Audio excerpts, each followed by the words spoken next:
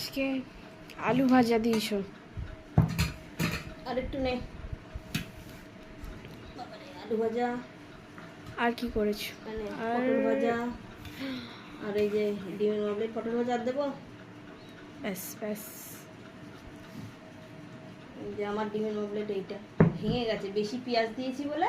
আমি বললাম 3-4টে ডিম তুমি একসাথে ভেজেছো। না না, আমি পেঁয়াজটা একটু বেশি দিয়েছি। হুম। এই যে আমারও আছে। আর এই যে আর তোর ডিম অমলেট। ডালটা কি এখন দেবো না পরে? আর খাবি লঙ্কা, খাবি কাঁচা লঙ্কা? না, এই যে আমার কাঁচা লঙ্কা আর নিচ্ছি। তুই ঘি খাবি একটু?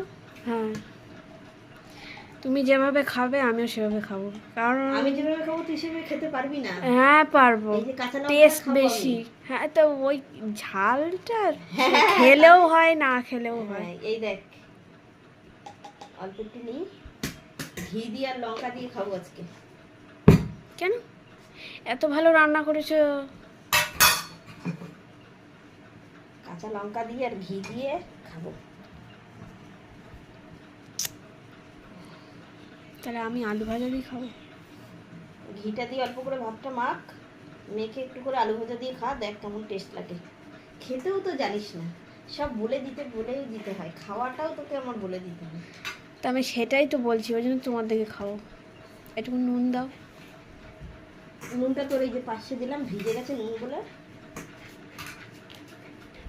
একটু করে ঢেলে নিতে হচ্ছে, এই ফুকোটা দিয়ে বেরোচ্ছে না। অনেক ভালো রান্না করেছো তুমি আর এই যে আজকে। ডাল আছে, ডাল আমার এই যে মুসুরির ডাল আছে। শুধু বেগুন ভাজাটা হলে হয়ে যেত।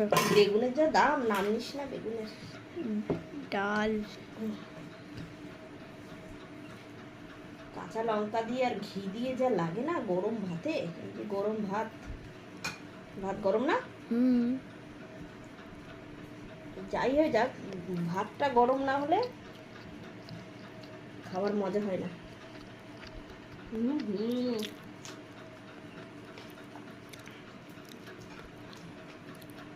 ডাল খাবি?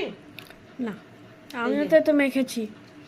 না, আমি তো এই তো মেখেছি, আমি লঙ্কা খাবো না। চিবা না, কাঁচা লঙ্কার গন্ধে সাথে একটু আলু ভাজা নিই। ওই তো আমিও সেম খাচ্ছি। কিন্তু লঙ্কা কাটতে গেলে লঙ্কার গন্ধ পাবি না।